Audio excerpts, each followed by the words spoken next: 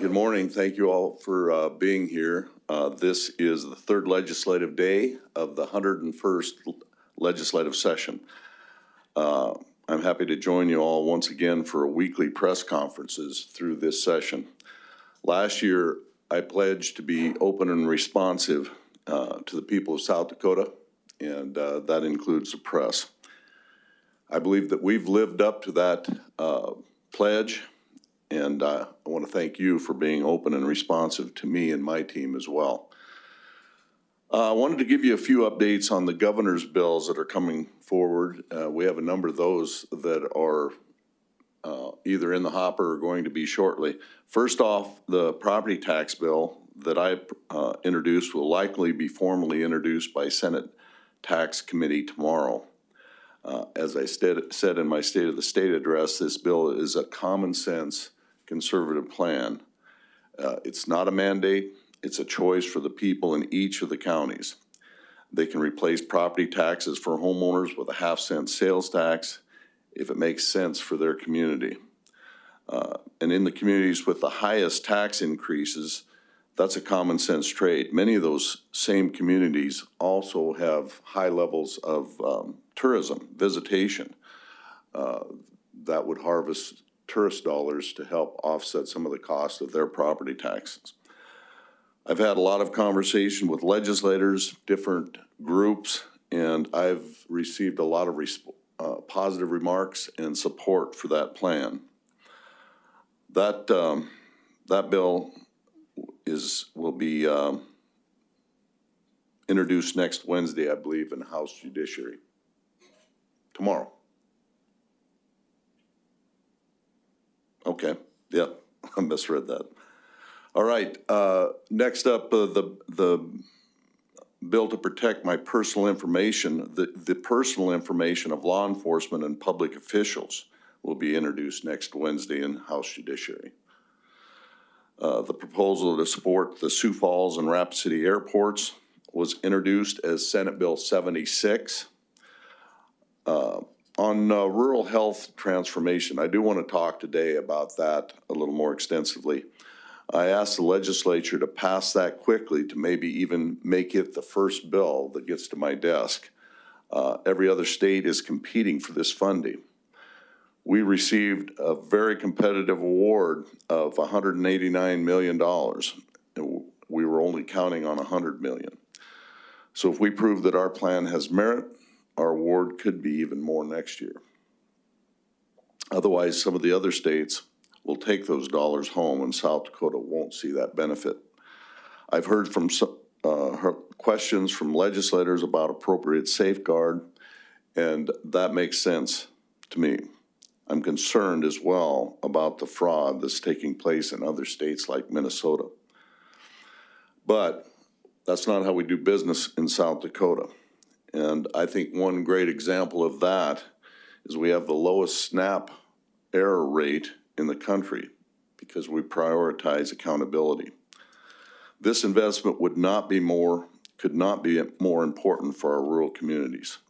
For many small towns, the local healthcare provider is their largest employer. But those healthcare providers are struggling to make ends meet in way too many communities. My administration's plan will address that by keeping healthcare, by helping healthcare to modernize and invest in their workforce and bring more services to remote areas. And this plan focuses on what South Dakota actually needs. We didn't commit to policy changes or programs that don't make sense for South Dakota. Also, want to announce that earlier this morning, I signed an executive order to govern how my administration handles future fund awards. There will be a lot of discussion about economic growth and development this session. As I made it clear in my State of the State address, I support economic growth, but growth should not be reckless. We should be bold enough to seize opportunity and wise enough to prepare for the future responsibility. The order is a responsible way to prepare for the future. The executive order lays out key industries and other targeted areas that we'll prioritize when making these investments. We're also putting in writing formal processes to govern these investments.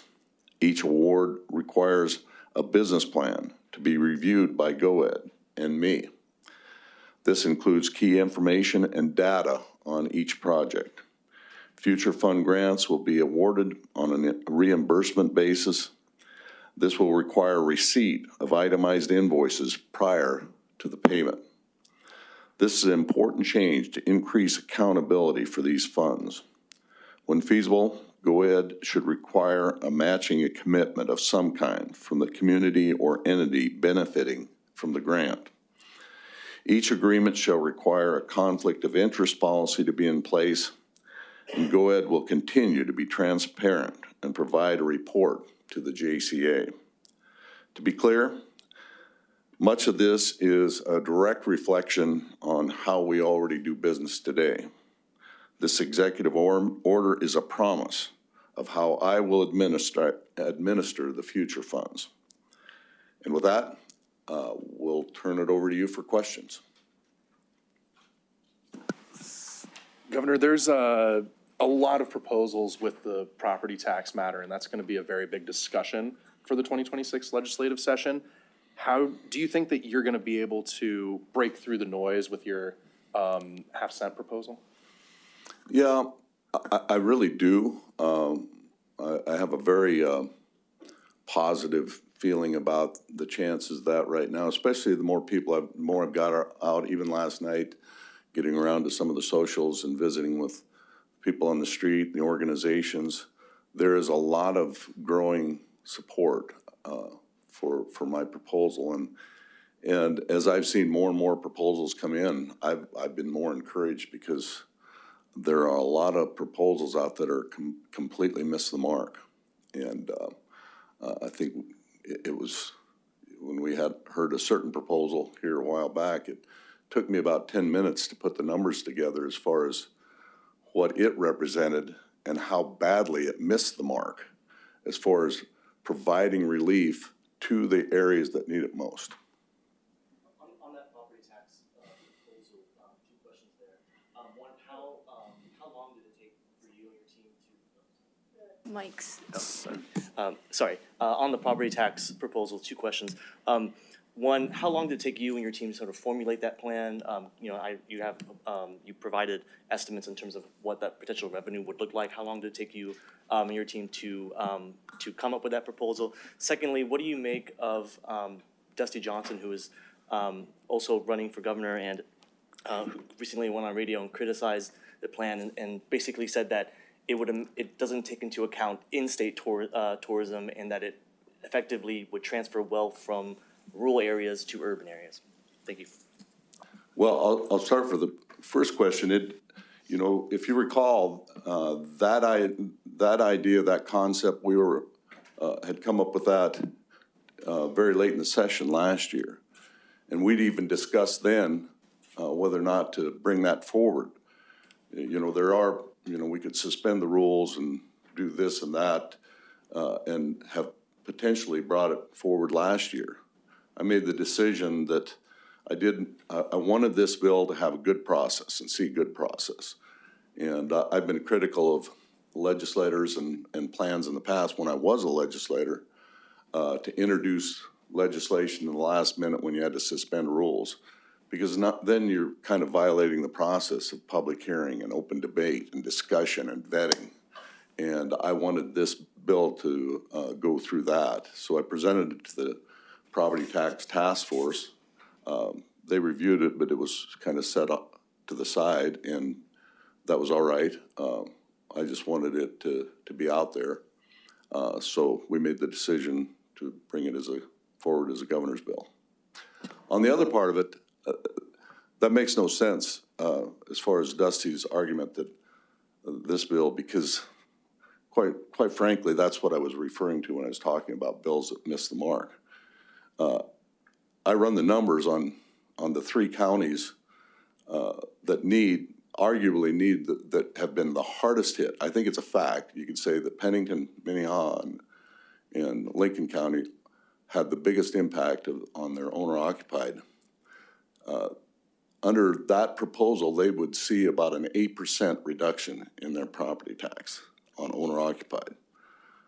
Under my proposal, it was, what was it, 50%?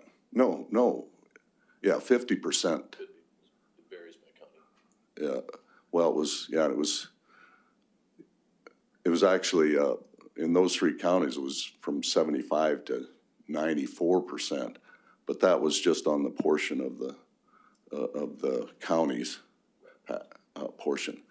But they would see dramatic results and reduction under my proposal relative to, and it wasn't just Johnson that proposed that. I think Hansen had also. They were scuffling back and forth on whose idea it was, so they can scuffle all they want, it misses the mark. Can I say something? Yes, please. Yeah, I'd just add one other point on the idea of the shift from rural to urban. You know, you pay sales tax where the incidence of the sale occurs. So if you go to a store, you pay where the store is. If something is delivered to your home, you pay it at your home, where your home is. You know, more and more, there are very few things that you actually have to go somewhere to buy. And so every person makes a decision about where and how they want to shop, and then that's where they pay the tax. If you're a person who wants to pay I'm from Armour, it's a town of 700 people. If you want to pay sales tax in Armour, shop in Armour, and have things that you can't buy there delivered to your home. There are very few things that you can't have delivered these days. That's a decision you make. If you go to New York City for vacation, you're going to pay sales tax in New York City. That's a decision. I mean, a key distinction between the governor's plan and the others is having local decision-making. And it is actually taxpayer decision-making in this case. You control where you pay sales tax by where you shop. Yeah, that's a very good point. Yes, sir. John Holt, South Dakota Searchlight. I have a question about the Future Fund executive order. Obviously, the next governor could undo that, right? I'm curious to know how you would feel if a bill came forward proposing exactly these safeguards. Would you support that or not, and why? Well, I hate to commit on hypotheticals, but I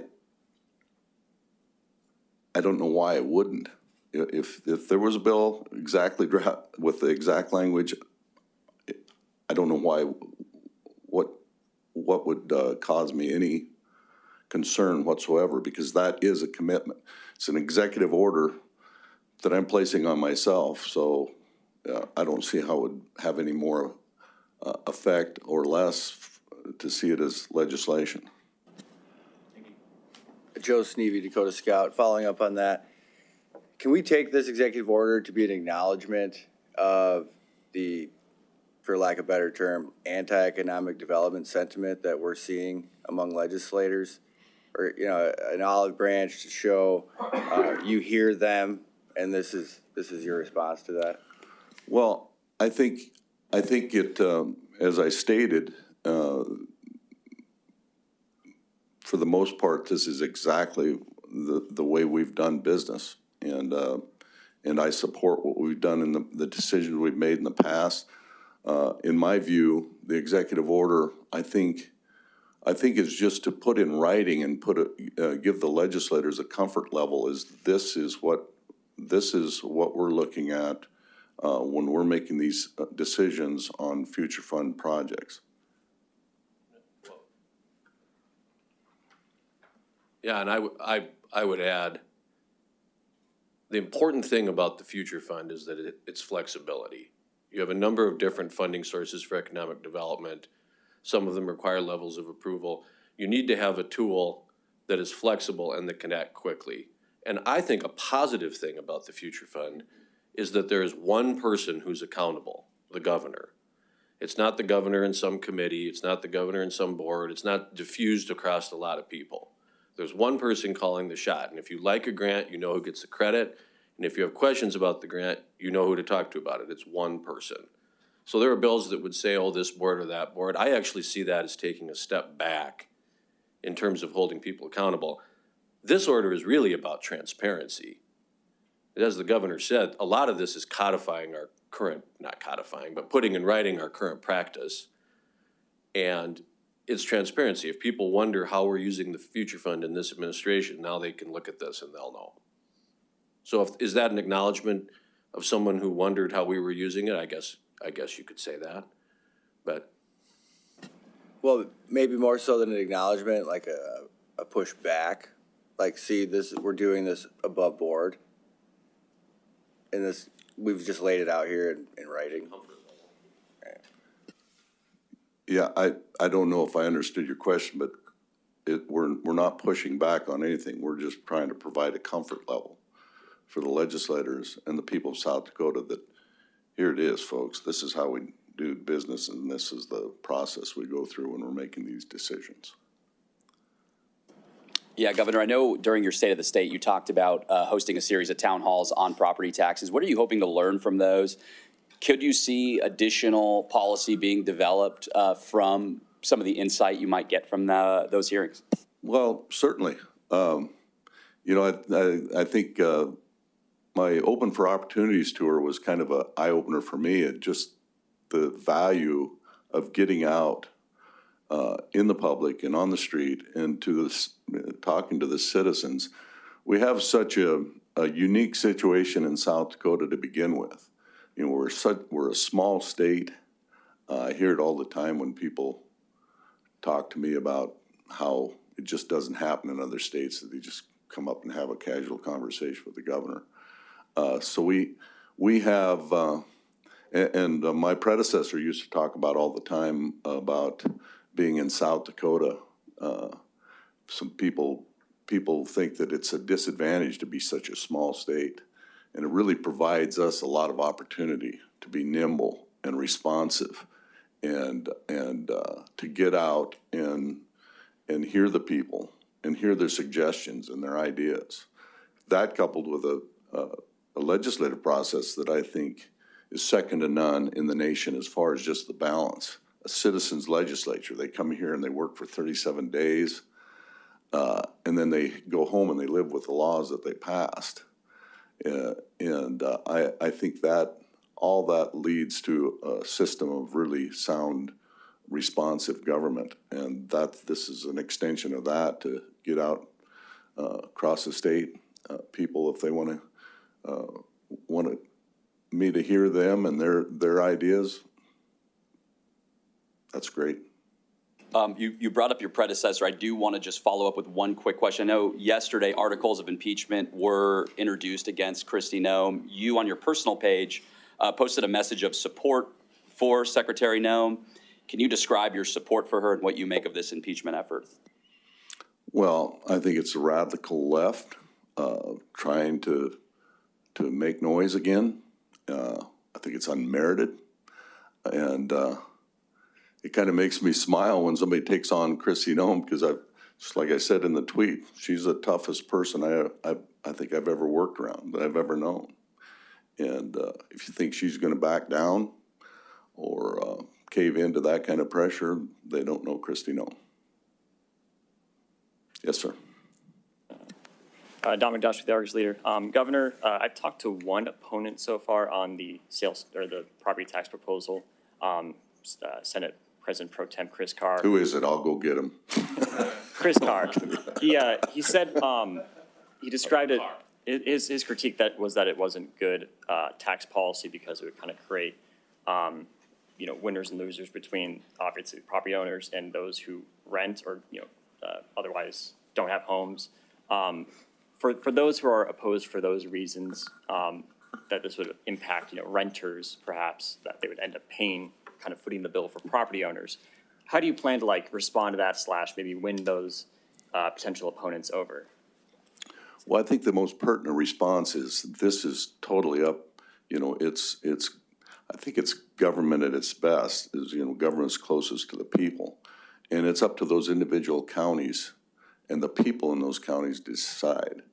And we left as much flexibility on that as we could.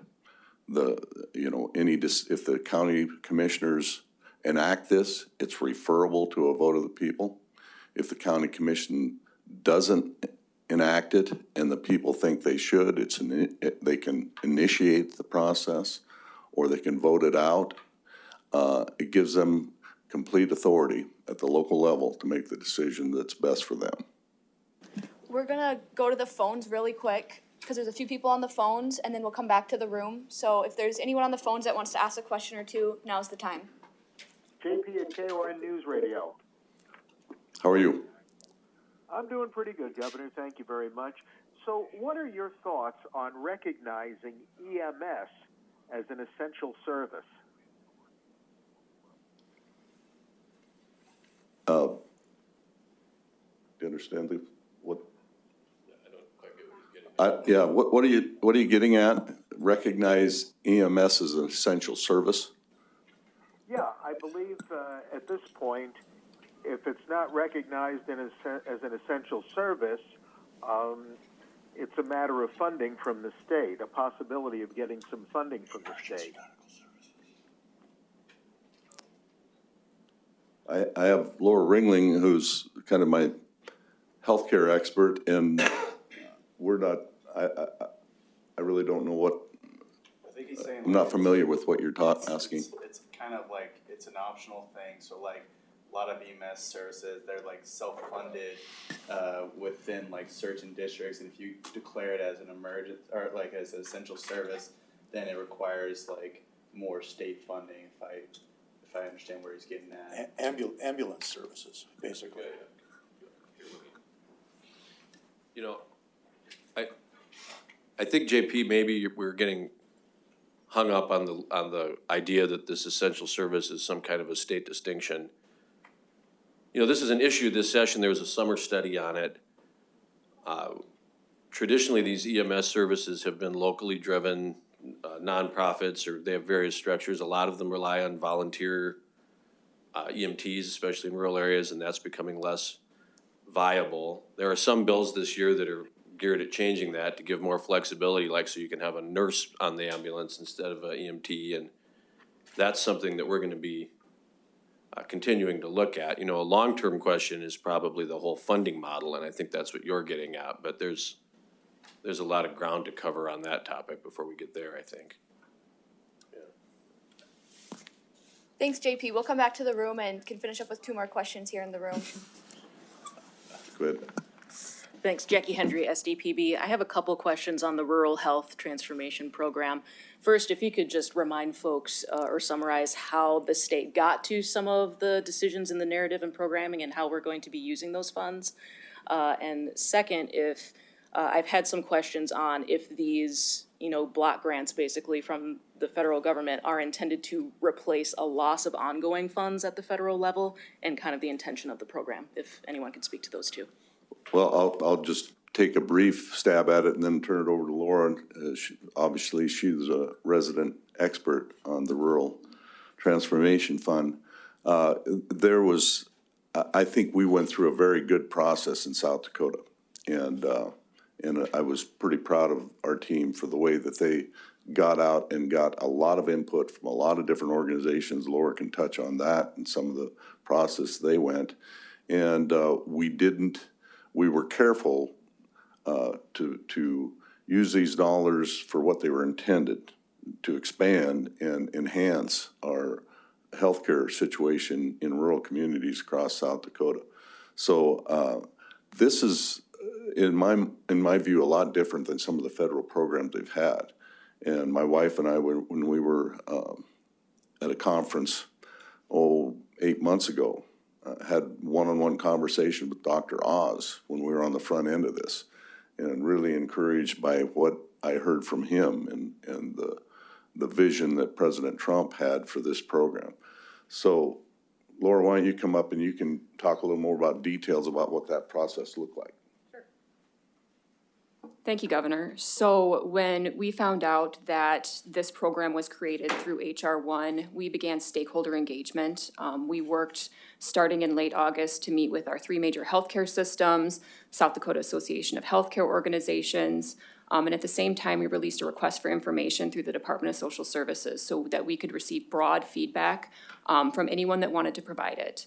In conjunction with that, through September and October, we held community conversations in 5 different communities across the state. We were in Pierre, Yankton, Rapid City, and Eagle Butte. We had those community conversations to hear themes from the locals in the community to understand what they wanted. And from all that input, we came up with 4 initiatives, or 4 pillars with 10 initiatives, and they're focused on connecting technology and data for a healthier South Dakota, advancing our rural workforce, keeping our healthcare access local and strong, and then transforming our systems for sustainability. Dakota Scout, Joe Sneevy. Governor, you are in the middle of an election as well. I think I wrote that there's going to be proxy wars. You've acknowledged that this could be a messy session with the politics infiltrating lawmaking. I think we saw that right out the gate with, I think we had a question about Congressman Johnson's reaction to your state of the state. He kind of threw some shade at you, said you had no vision. Would you like to respond to that generally? Well, I don't know exactly what to say. Obviously, we laid out a pretty strong vision, I think, and you know, I think even some of the article you wrote about national defense and that being the next big industry in South Dakota, and I'm pretty excited about that vision in and of itself because that fits South Dakota so well. You know, we talked about I'll use that as an example because I think it's huge if you're looking at vision. We have the potential in South Dakota to take advantage of our assets. We produce so much food in South Dakota. Like I said in my statements, food security is national security. And that alone lends to the vision of how appropriate it is for us to capitalize on our strengths. The amount of renewable energy that we produce in South Dakota, the potential for us to produce so much more energy, all of the above approach we've taken toward energy, and the approach we've taken toward value-added agriculture and bioscience, the Future Fund grant that I gave to BioWorks. And so that whole package, that alone, outside of all the other stuff we talked about, to keep South Dakota strong, safe, and free, I'm excited about the vision we laid out for South Dakota because I think we have some very exciting opportunities, and we're just on the front end of it. So I'm excited about the potential for South Dakota and to have the opportunity to stay at the helm for 4 more years to see that vision and the vision that Christie started 6 years ago, quite frankly. Like I said in the State of the State address, she named cybersecurity as the next big industry in South Dakota, and we followed through on that. And like you said, that industry has grown by 350%, and the second leading state in the nation on that. That set the table for where we're at now, and now we're going to get to work.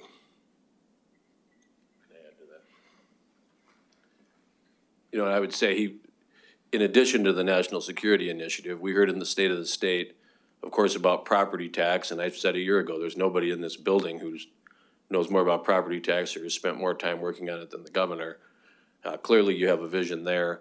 In the area of public safety, we have the new prison being built and the Correctional Rehabilitation Task Force, of course, Operation Prairie Thunder. I think we've seen a lot of significant activity on that front, very important in terms of the future vision for the state. Even in education, that was a portion of the speech where there hasn't been as much conversation prior to that, and maybe is not as much awareness about all that's going on in the reading and math area that Dr. Graves has been leading. You know, I said when I introduced the governor the other day, he often will tell us good policy makes good politics. And I have worked in the governor's office through legislative sessions now 12 times, 12 years. I don't know, I'd have to think about it. And our process this year is not different. We're not in the back room plotting about what this guy's gonna do or that guy's gonna do. It's the same process. We're looking at the bills on their merits. We're thinking about how we can move the state forward. We're working with legislators. I have actually not seen the campaigning infiltrate the legislative process so far to the extent that we thought it might. It's early in session, but I've had legislators mention that to me too. I mean, I saw one legislator the other day quoted saying that the governor's speech was more policy specific than maybe any state of the state that he could remember in his time here. So we're not really focused on that. I would say too, you know, I ran a winning campaign for governor as a campaign manager.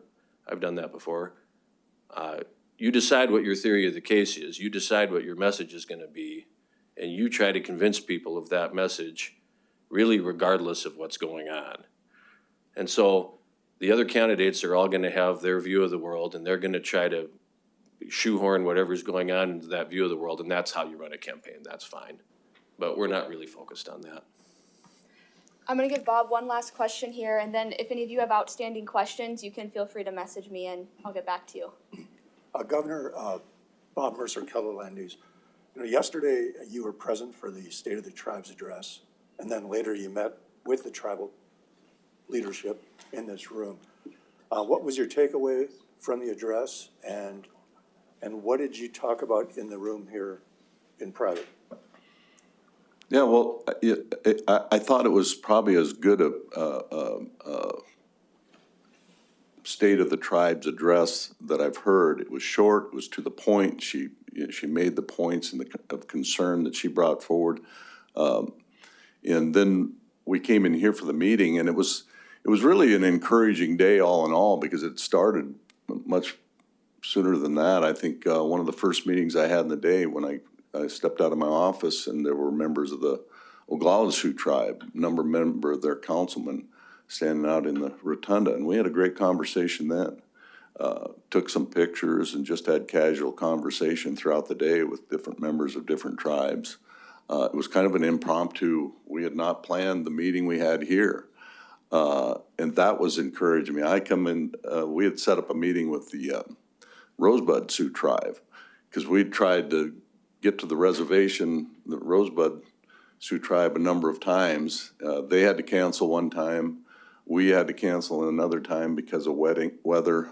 So then we had this meeting, and we ended up with 6 tribal chairmen in here and tribal authorities from 8 of the 9 tribes.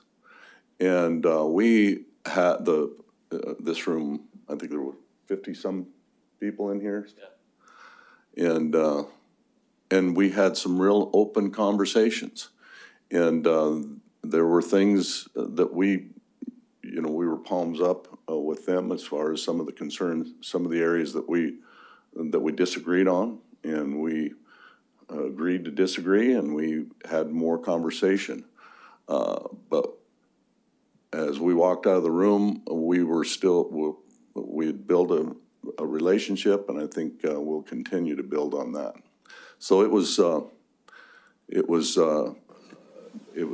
a product of just open, honest conversation, and to me, that's what this process is all about. And so I felt pretty encouraged at day's end about it. Thank you guys, appreciate you being here and asking questions. Like I said, send me a message if you have outstanding questions. Thank you. Thanks, guys, gals.